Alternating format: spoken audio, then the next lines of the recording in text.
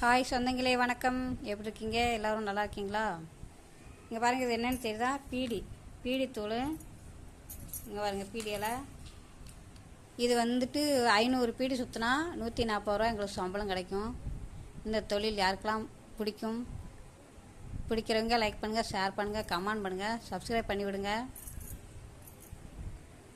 உழைப்பு தான் நமக்கு உயர்வு. நம்ம உழைச்சா போதும். யார்கிட்டையுமே நம்ம சொந்தக்காரங்கிட்ட கூட நம்ம கையேந்த வேண்டிய அவசியமே இருக்காது.